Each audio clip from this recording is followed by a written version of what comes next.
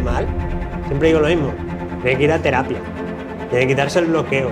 Hay cosas que les hacen, si alguien que no puede, pues no es tan fácil ayudarle. Siempre hago la broma de que cuando trabajas con niños y luego tienes hijos, ya no es tan bonito. Empecé a echar de menos el tema artístico, el hacer algo que me llamara más, porque a mí me encanta trabajar con niños, pero cuando estás en un colegio no puedes hacer totalmente lo que te dé la gana. A veces ayudas a gente que sin ti esa idea no la van a conseguir, porque a lo mejor son muy buenos, pero la cuentan mal. Me dedico a algo que creo que es casi loco que me dedique, porque a mí me cuesta mucho comunicarme. A mí me ha costado toda la vida, yo he estado siempre al final en las clases.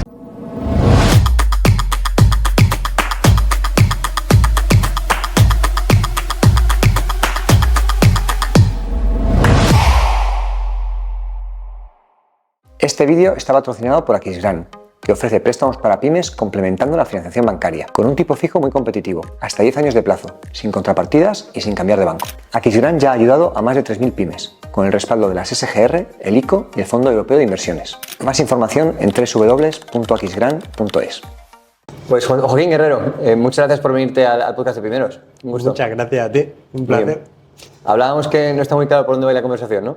Eso es lo bueno. Yo tenía en la cabeza, primero, entender un poco lo que haces a día de hoy, luego ir para atrás, conocer un poco tu historia y luego que profundicemos en temas de comunicación, porque eso es importante y desde tu perspectiva, como alguien que se dedica a ello, ¿qué crees que deberíamos estar nosotros pensando? ¿Te parece bien? Genial. Yo intentaré también hacerte preguntas de vez en cuando, a ver qué me cuentas. No esperaba menos. Cuéntanos a qué te dedicas a día de hoy, por entender, Joaquín. A día de hoy... ¿Quién es Joaquín? ¿Quién es Joaquín? Soy Joaquín Guerrero, siempre digo que tengo que ser con apellido, ¿no? Para que me encuentres en Google, pero me dedico a enseñar a hablar en público, sobre todo, a hablar. Y vengo del mundo de las artes. Soy el bailarín que enseña a hablar en público. Ok, cuéntanos un poco entonces esa trayectoria. ¿Cómo un bailarín? Bueno, yo empecé a bailar tardecito, porque se supone que a bailar hay que empezar con 5 años para dedicarte a esto. Yo empecé a bailar con 15 o así. Y bailé profesionalmente hasta tampoco mucho tiempo, más o menos hasta cerca de los 30 estuve bailando. ¿Qué tipo de baile? Danza contemporánea. ¿De acuerdo? Hice todo lo que es la carrera de danza, me fui primero a Madrid. Pues, ¿tú eres madrileño? Sí. Pues yo estuve por allí en Madrid, hay una escuela que se llama Carmen Senra. No sé si te suena. No. Está al lado de las 2 torres esas grandes. Sí, las Sergio. Que tienen además el mejor gofre de chocolate del mundo. Hay un sitio súper cutre allí buenísimo. Pues en esa escuela era la primera como escuela profesional que me fui, que yo estaba allí 8 o 9 horas al día bailando. Y eso lo hice después del bachillerato. Y de allí ya pegué el salto a Holanda. ¿Y por qué esa decisión de irte a Madrid a pasarte 8 o 9 horas bailando? ¿Cómo fue aquello? A ver, yo ya con 15 años empecé a bailar, yo soy sevillano, iba al instituto y por las tardes me iba a tomar clases de danza, ¿no? Yo lo hice como casi todo en esta vida gracias a que una mujer te deje, ¿no? Para animarte a hacer cosas. Me dejaron, tuve como mi gran amor, la esperanza, la ESPE, a ver si me ve algún día en un podcast. ¿Con 13 años?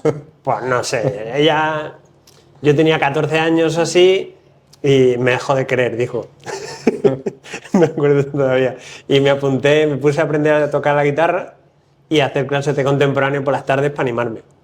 Y me gustó muchísimo. ¿Para reconquistar a ESPE o...? No, ESPE desapareció, eso no había esperanzas. Ella se fue, ya está. Pero, yo qué sé, estaba muy deprimido y dije, voy a hacer algo que me apetecía. Que yo a través de ella tenía un hermano bailarín. Empecé a ver teatro. Porque estas cosas, si no te lleva nadie... Claro. ¿Cuántas veces vas tú a ver danza? Nunca.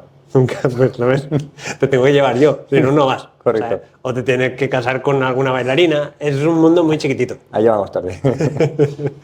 Y la verdad es que me encantó el mundo de la danza contemporánea, es una danza más libre. Yo ya hacía mucha escritura, yo siempre he escrito mucho y de repente vi un mundo en el que podía escribir y bailar y también a veces se meten textos, se meten cosas y me sentí como muy libre, podía ser yo mismo allí.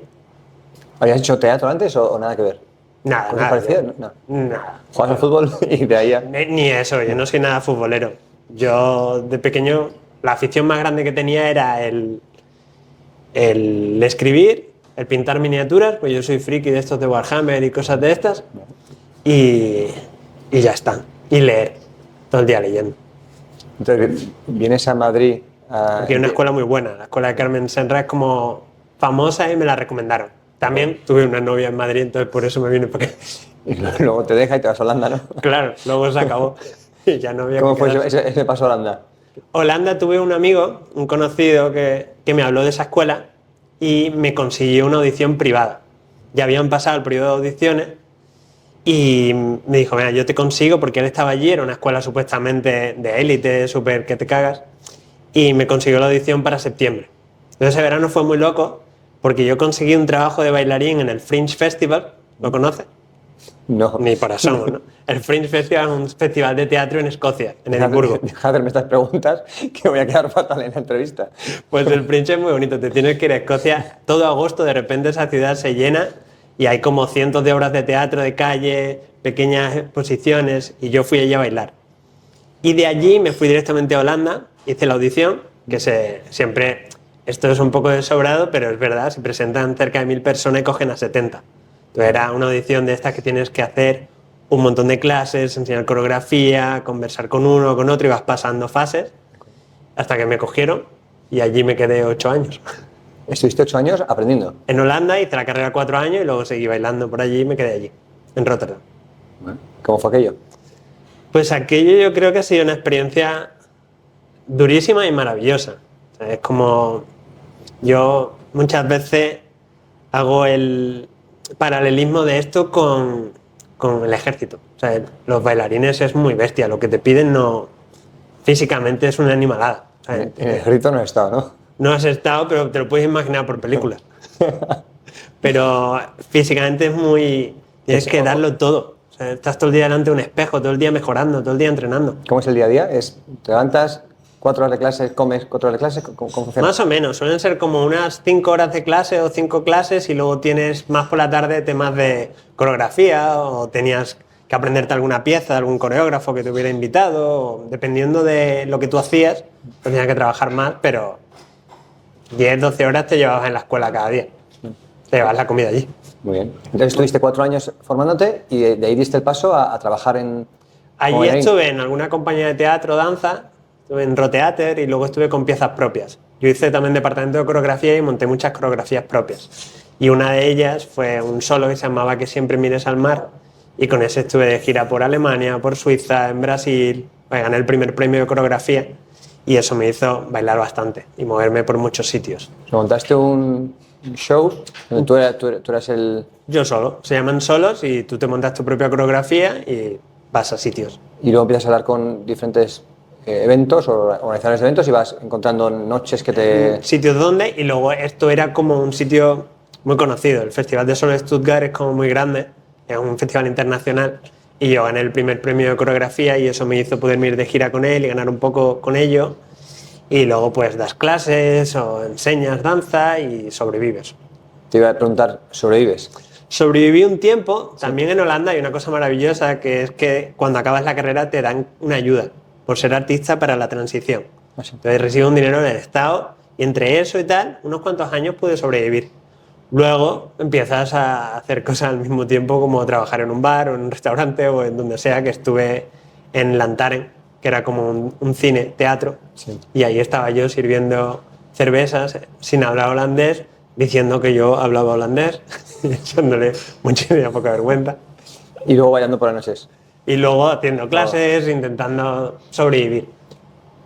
Por lo que he entendido, tú llegaste a un nivel razonablemente bueno, ¿no? Era un nivel altísimo. Altísimo. Era profesional, era como una cosa muy loca. Llegas a ese nivel y aún así no da para vivir. Creo que hubiera dado para vivir si hubiera seguido haciendo audiciones por toda Europa y hubiera viajado, pues alguna te cogen. Pero... ¿Cuál es la carrera que ahí sí que tiene sentido? El que seas parte de un... no sé, de una compañía... Bueno, que- hay bailarines que a lo mejor les coge un teatro en Alemania y se llevan bailando para esa compañía años. Y son como parte del elenco. En el mismo teatro. En el mismo teatro, con el mismo coreógrafo, hacen giras. Yo nunca llegué a entrar en una gran compañía. Yo estaba más interesado en crear mis cosas propias y hacer algunos proyectos más pequeñitos, pero no era el bailarín más normal, ¿sabes? Eran mis propias cosas. ¿Y qué sucede para que después de esos 4 años decidas ¿Cuál es el siguiente cambio? Bueno, a ver, decidir pues la vida, ¿no? Yo pues conocí a mi exmujer, y ya estoy felizmente separado de ella, y ella era de Barcelona. Entonces me vine a vivir a Barcelona. Yo tenía ganas ya de volver porque llueve casi todos los días en Rotterdam y es un poco duro.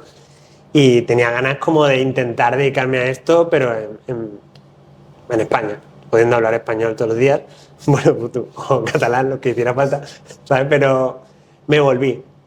Y al volverme, pues no conseguí dedicarme a la danza contemporánea aquí en Barcelona y tuve que buscarme las habichuelas por otros lados. ¿Cuánta gente se dedica a esto? ¿Son unas pocas decenas o...? No sé, no creo que decenas, pero a lo mejor el porcentaje de bailarines que se acaban dedicando a full será un 1% o menos. Es muy poco, es muy loco. Que en España a lo mejor hay 20 personas que se dedican a esto. No, hombre, 20 no, hay cientos de bailarines, ¿Cientos? ¿no? Muchos, pero bueno, tienes como que atreverte a seguir 100% en ese mundo.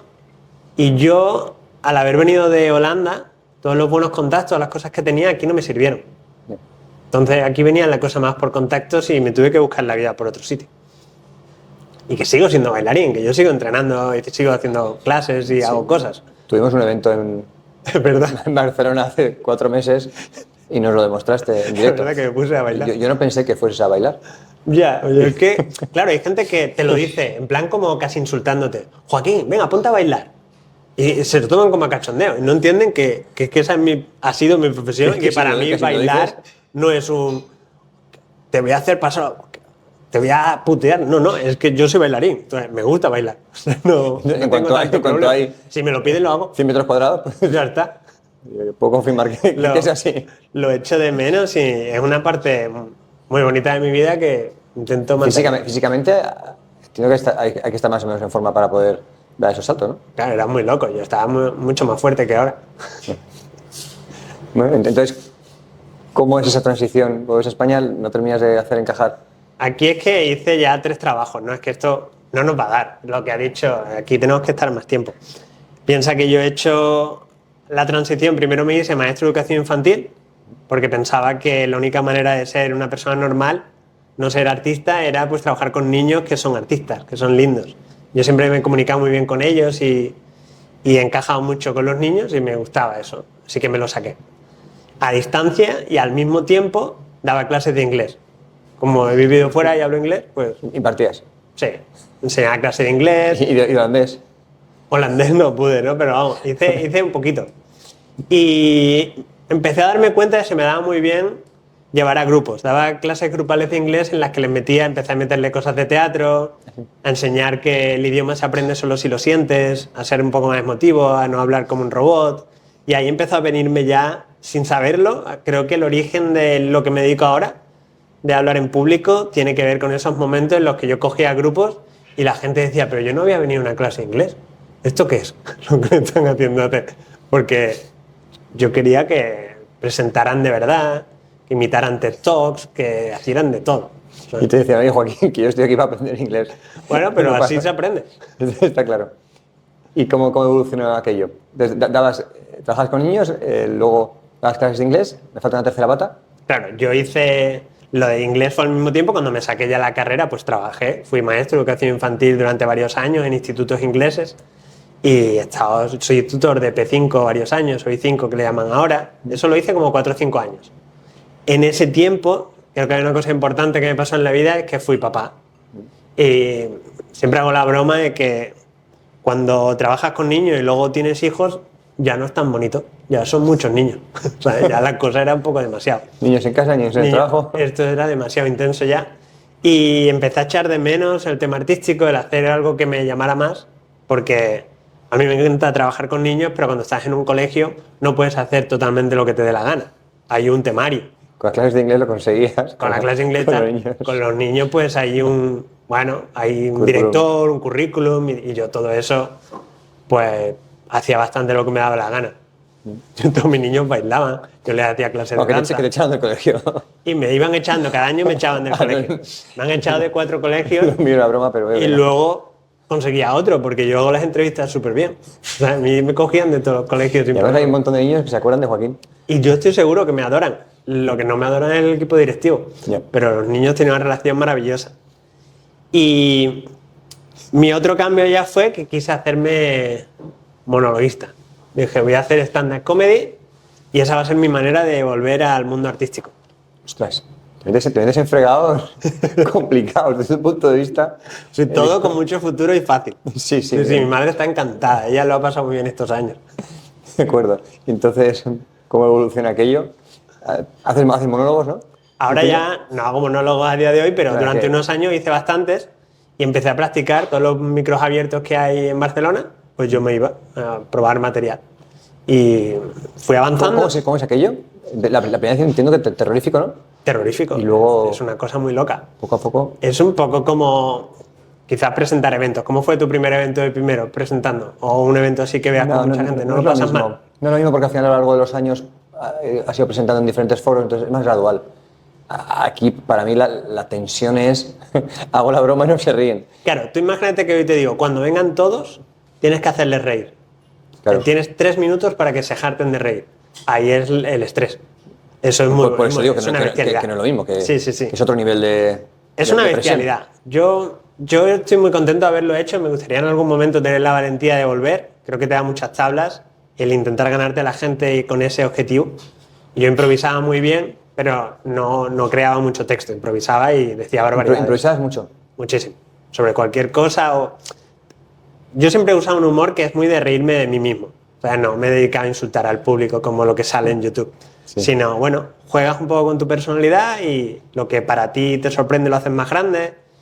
Y eso ya me llevó a como activarme otra vez artísticamente y a pensar, bueno, si estoy empezando a subirme al escenario, si hago esto, me hablaron de los team buildings y dije, pues yo podría hacer team buildings. ¿Lo combinabas con el baile en algún momento? El team building sí, hubo los primeros team building, yo enseñaba el lenguaje no verbal, ponía a las empresas a moverse, a hacer calentamientos, a bailar en plan, moverse un poco, no es que les ponga a hacer salsa, pero de repente es, venga, como te voy a hacer luego hablar, pues el cuerpo tiene que estar activo, así que pam, y lo iba uniendo mucho, de hecho lo sigo haciendo eso. ¿En tus monólogos no combinaste tu baile con tu...? Muchísimo, también. ¿También? Me ponía a bailar de vez en cuando, hacía barbaridades, de repente decía... Había un monólogo que empezaba bailando a tope y lo daba todo. Llegaba ahí, la gente iba a ver el monólogo, ¿no? Y yo, además en silencio, me movía un montón, pierna arriba, me movía, me estaba quieto. Miraba al público, me quedaba callado y decía, me he hecho monologuista para que me veáis bailar. Porque si pongo en la entrada espectáculo de danza contemporánea, no viene nadie. Pero si pongo cómico, sí. Así que eso que os lleva y un poco de cultura, ya habéis visto danza, ahora sigo con mi monólogo. La gente se reía, ¿no? Y se hartaban de reír. Esa era una de mis entradas que he hecho muchas veces. Y es verdad, porque es una pena. Para mí siempre ha sido... Me parece que la danza, el teatro, la escritura, son cosas que deberían formar parte de todos, pero al final son muy de gueto. ¿Cómo hacías esto del monólogo así como improvisado? ¿Cómo peleabas con ese miedo de quedarte en blanco? Bueno, si tienes un speech preparado... Entiendo que es más sencillo, es verdad que también te puedes quedar en blanco ahí, ¿no? Depende pero en tu caso, joder... Bueno, a ver, es improvisado, pero como que tienes escenas en la cabeza, las tienes trabajadas. Y las practicas haciéndolas, las haces un día, te sale medio bien, y luego metes una broma que sí sabes que te sale mejor, entonces vas como combinando para que no sea todo desastroso. Aún así hubo días, porque además yo no era cómico profesional, yo conseguía algún bolo, conseguía alguna cosa, pero yo quería aprender y ya está, ¿no?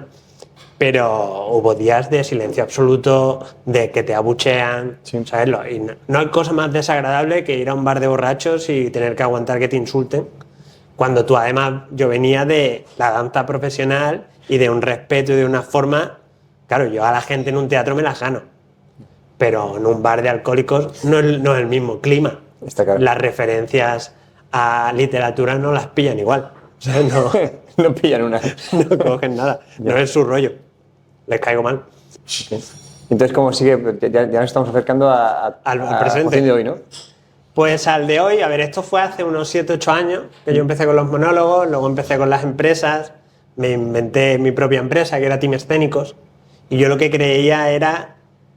Yo fui a ver muchas... al BIS Barcelona, fui a eventos y veía las cosas corporativas y normalmente, desde mi punto de vista, era todo desastroso y muy aburrido. Digo, aquí les haría falta, no sé cómo los artistas no les ayudan, no los dirigen un poco, porque Nosotros sabemos hacerlo mucho mejor, Sí. pero no entramos.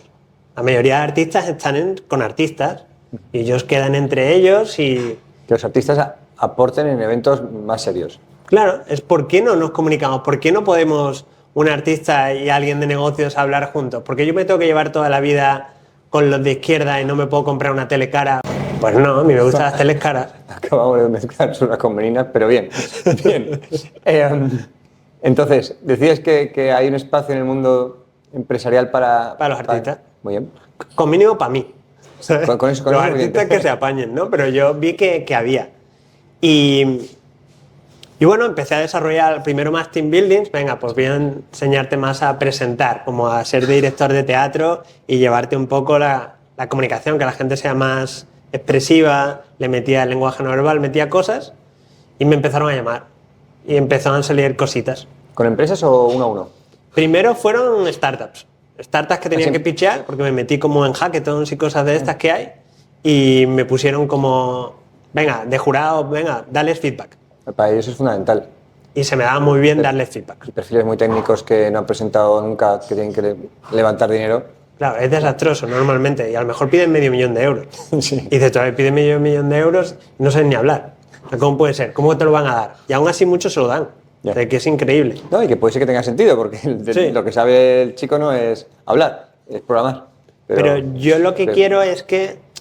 O sea, yo hoy estaba pensando, ahora ya como más en serio, yo estaba pensando en el camino aquí, digo, ¿qué es lo que yo realmente quiero con mi trabajo? Y al final hago muchas cosas que no son muy prácticas, que es como, de hecho lo hablamos el otro día, ¿no? De ideas de negocio.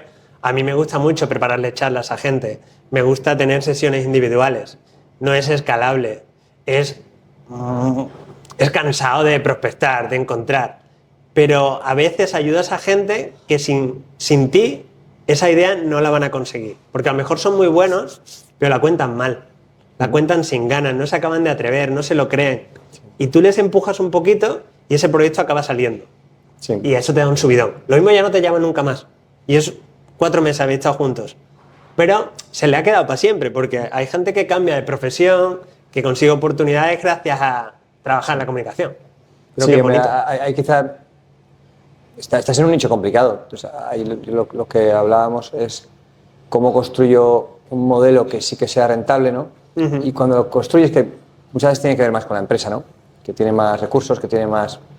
pues un plan a medio y largo plazo. Claro. Y una vez que tienes esa base, dices, bueno, pues ahora en ciertos tiempos de la semana, esto lo hace mucha gente. Hay personas que se dedican a... Doy clases en la universidad. Claro, yo también No, doy no me clases en la dedico a uni. clases en la universidad. Sí. Lo que hago, me dedico a... soy responsable de marketing de una empresa y un par de veces al mes doy clases porque me gusta, me llena, ¿no? Aporto mucho a otras personas. Puede ser un poco el... Yo creo que el mix. ideal es ese, ¿no? Y al final los que nos hemos inventado nuestros propios trabajos, creo que tenemos que conseguir disfrutarlos. Mira, tenemos más o menos el mismo reloj, ¿eh? ¿Has visto? Vamos a Hay la gente última. con gusto. A mí, por ejemplo, me gusta el face to face. Pues muy bien, les preparo charlas. Pero luego el dinamizar eventos también tiene esa parte que me vuelve a traer a los monólogos. Yo soy masoquista, pero también disfrutón. O sea, que la gente siempre piensa en el blanco, pero cuando tú le hablas a 300 personas y se ríen 300 a la vez o consigues generar, es un subidón, por algo lo hacemos. No somos solo masoquistas. O sea, el placer. Está claro. Sí, no te he pasado por ahí, pero cuando tienes 20 personas y consigues un momento de esos, pues ya de por sí es chulo, ¿no? Es lindo, ¿no? Es ir combinándolo y encontrar la manera, ¿no? ¿Cuáles son los errores más habituales de aquel persona de negocios que comunica mal, El más fatal? habitual. ¿O qué puntos trabajas tú con más frecuencia?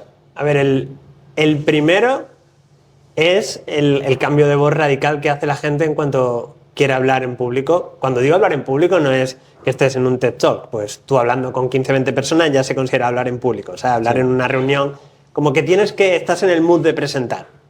Lo primero que yo siempre intento quitar es que me cambien la vocecita. Que de repente... Porque baja el tono.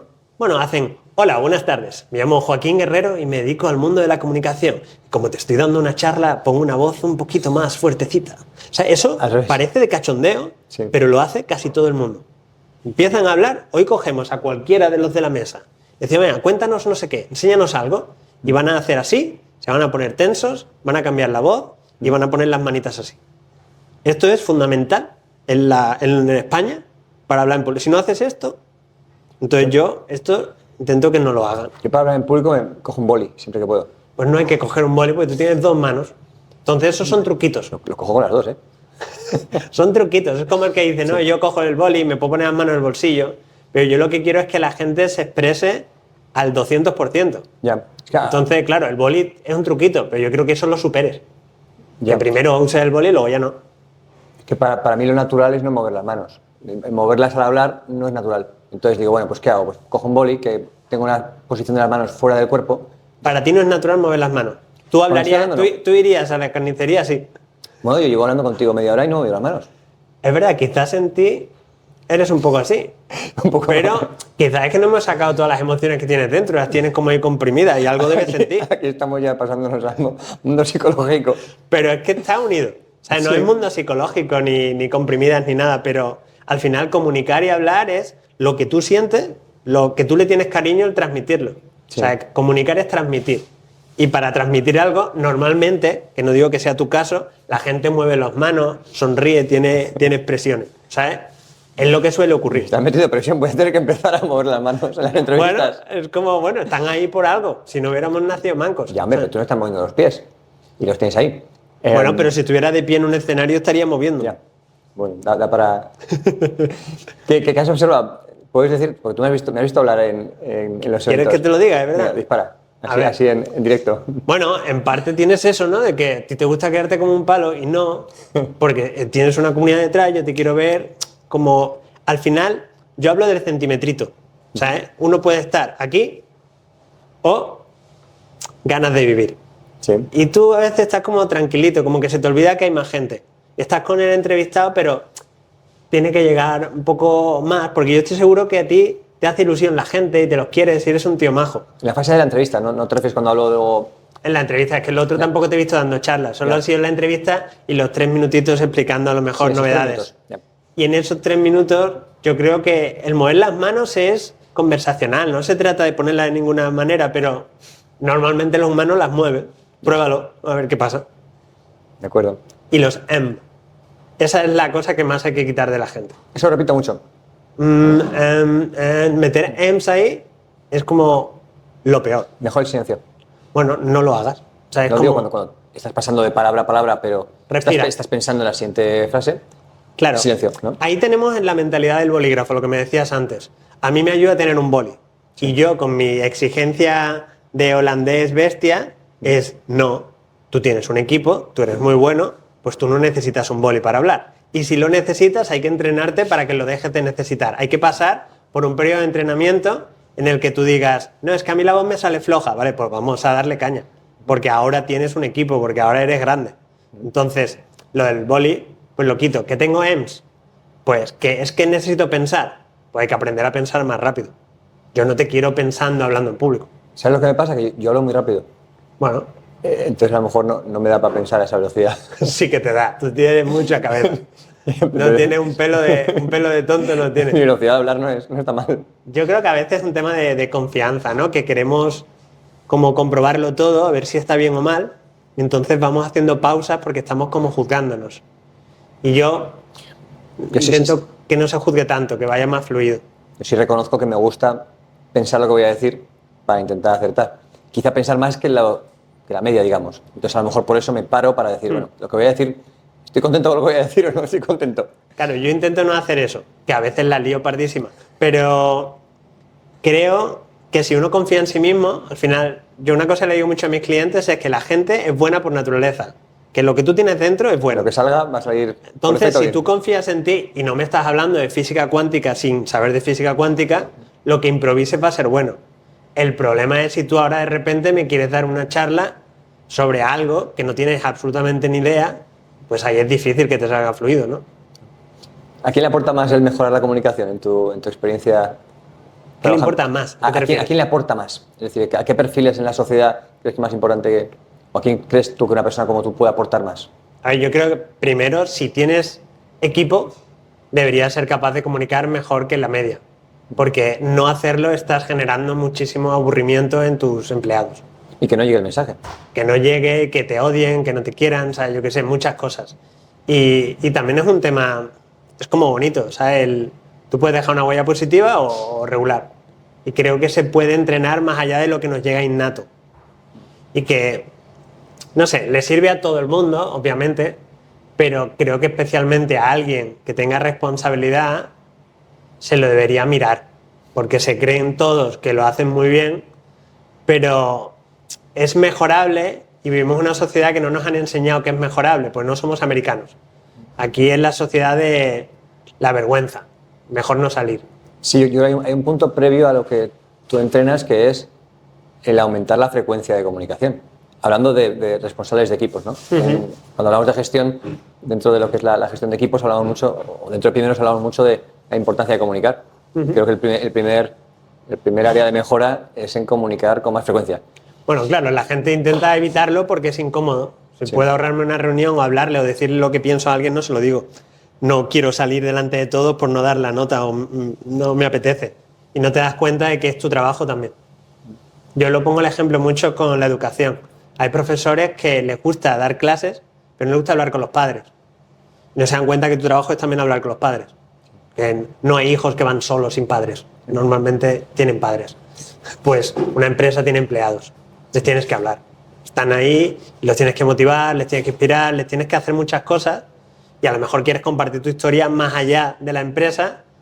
Y esto no se trata de que lo hagas mal, porque yo sobre todo entreno a gente que habla bien y quieren hablar mejor. El que habla muy, muy mal, siempre digo lo mismo, tiene que ir a terapia, tiene que quitarse el bloqueo. Hay cosas que les hacen a alguien que no puede, pues no es tan fácil ayudarle. Tienes que querer, te tiene que como mínimo apetecer. Yo hablo mucho de tener una reunión todos los meses con todo tu equipo. ¿Lo haces? Sí. ¿Y cómo es? ¿Cómo te lo pasas? Yo me lo paso bien, para mí a día de hoy es fácil. A mí hablar en público me costaba hace 20 años, a día de hoy no me cuesta. Y hablar con personas que ya conozco no me cuesta nada. Otra cosa es que a lo mejor no sea todo lo efectivo que... Bueno, no sé, al final también no es a veces pensarlo uno, sino es evaluarlo. Es hablar con tu equipo y decir, oye, ¿tú te lo pasas bien en las reuniones? Alejandro, para mí, quizás ese momento del mes no es tanto para disfrutar o para pasarlo bien. Para mí tiene una importancia muy alta en cuanto a desarrollar la cultura, en cuanto a compartir, que fluya la información dentro de la empresa y bueno, también ya que otros participen en la sesión. Pero mi momento Cuando digo pasar bien me refiero a que consigas tener a la gente como conectada. Puede ser un tema muy serio y está la gente fuerte, pero es como que creas que después de lo que les has dicho van a hacer algo con ello, que va a haber... Siempre digo que cuando das una charla lo importante es qué va a pasar cuando ha acabado. ¿Va a pasar algo? Si no pasa exactamente nada, pues la podrías no haber hecho. No, estoy contento. Es verdad que suelo hacerlo con un boli entre las manos, pero dicho esto me gusta me gusta porque creo que es un pilar importante dentro de la empresa para no dejar de construir la cultura que uno quiere en su proyecto, ¿no? ¿Con cuánta gente les tienes que hablar? ¿Cuántos sois? Hasta 20. Hasta 20. Sí. ¿Y tienes alguno más que sí que le apetece, que estás intentando como ponerle y que hable y que...? ¿Dentro de la empresa? Claro. Yo intento incentivar a que los responsables de cada área compartan, incluso, es una constructora, incluso que los jefes de obra participen y nos cuenten cómo van sus proyectos. En función del mes hay hueco para unas cosas u otras y yo intento empujar a todo el mundo. Creo que es positivo. ¿Y te gusta meterte, como contar tú estas cosas? ¿Tú te metes en los problemas que estás viendo de conseguir casas nuevas en Barcelona o te metes en temas de cambios o cómo crees que debería cambiar la cosa o no sé? ¿Hay como contenidos que tú sueltas hacia afuera, más allá de la empresa, en temas de construcción? Dentro de la empresa, la reunión mensual sobre todo tiene un objetivo de compartir y que la información fluya dentro de la compañía. En cuanto a yo meterme dentro de... ¿Tú hacia afuera áreas, te gusta contar cosas? ¿Fuera de la empresa? Sí. Bueno, yo hablo mucho con potenciales clientes. Claro, pero no me refiero a clientes, es, yo qué sé, te imagino a ti dando charlas a jóvenes que quieren comprarse una casa. ¿Y cómo les aconsejas qué tienen que hacer? No, yo hablando hacia afuera hablo más desde el lado de primeros. Okay. Porque la constructora está muy enfocada en ejecutar obras. No tengo un perfil en el que hable al público en general. En primeros sí. En primeros sí que talleres, formaciones con frecuencia, webinars y similares. Eso sí que... ¿Y te has hecho tu propia casa? ¿La constructora? Me he reformado una casa que hemos comprado. Eso lo he hecho varias veces. No porque tenga varias casas, sino porque Tío, la misma no te acaba de convencer. cada año Tío, la misma no te acaba de convencer. cada año la reformamos. No, es verdad que al dedicarme al sector, y además me gusta el inmobiliario, me divierte mirar, pues hemos comprado, hemos reformado y luego hemos vendido en varias ocasiones, mi mujer y yo. Yo lo que más me gusta de viajar es verme los programas de interiorismo, ¿sabes? Como que más que la ciudad que viajo es volver al hotel y verme esos programas que hay de reformas locales. y tal, que En cada normalmente país. en tu casa no te pones a ver esos programas de perder el tiempo, pero en un hotel como Ya. no tienes Netflix y están los canales esos, Los dos hermanos. los hermanos, no sé qué, me parece maravilloso. O sea, yo en otra vida quiero hacer, si hago otra carrera, va a ser interiorismo y reformas de casa de alguna manera. Yo como me dedico un poco a eso, pues cuando Ya llego a no un te- hotel no quiero ver. No te gustaría tanto. No. ¿Qué nos hemos dejado? ¿Qué no hemos comentado que sea importante desde el punto de vista de la comunicación o de tu día a día o de los empresarios que te están escuchando? Los empresarios me están escuchando. A ver, yo creo que todo aquel que crea que lo hace muy bien debería hacer el siguiente test. Coger una cámara y contadle a la cámara qué aportáis, qué os dedicáis, a hacerle una mini charla a vuestra cámara. Eso es horrible. Y luego mírala. Y todo eso que piensas de que a ti no te hace falta ayuda y que no te hace falta nada, y todo es sumar. Ya. Porque yo creo que a nadie le va a venir mal comunicar con un poquito de más vidilla y ganas. O sea, no es algo que tú digas, no, mejor lo dejamos aburrido que vende mucho más. No, es creértelo y ser, no sé, prestarle un poco de atención porque, a ver, que para mí es una obsesión diaria en todo. Yo me dedico a algo que creo que es casi loco que me dedique porque a mí me cuesta mucho comunicarme. A mí me ha costado toda la vida. Yo he estado siempre al final en las clases. Soy una persona bastante como reservada en ciertos momentos. Y, no sé, me gusta el idioma, me gusta como disfrutarlo. Y creo que eso se le puede despertar a la gente más. Y si te miras, alucinas. O sea, tú te grabas y te miras y seguro que sacas cosas. Yo salgo mucho en la cámara a día de hoy y nunca lo veo de nuevo. ¿No lo ves? No me gusta verlo. Pero ¿Por qué también no? te digo, tampoco me gusta escuchar mi voz. Entonces, ¿por qué no lo veo? Porque no me gusta. Porque Ya, pero no te eres- gustará eres al muy- principio. Si sigues escuchando, te acaba gustando. Bueno, yo creo que también uno es muy crítico al verse uno mismo, al escucharse uno mismo y, bueno, Yo creo que eso, por ejemplo, si yo no tuviera equipo, no me dedico a nada, no tengo un Pimeros, pues digo, no hace falta que me escuche. Pero hay momentos en los que si yo creo contenido, parte de mi trabajo, aunque duela, va a ser analizarlo. Y duele. Yo cuando me escuchaba, siempre hago la broma de que me escucho en vídeo, digo, pero si tengo acento andaluz, ¿sabes? Que yo, ¿tú te das cuenta? Claro, yo pienso que soy un andaluz muy fino, que yo no tengo acento apenas. Y luego me Ya. escucho y me choca.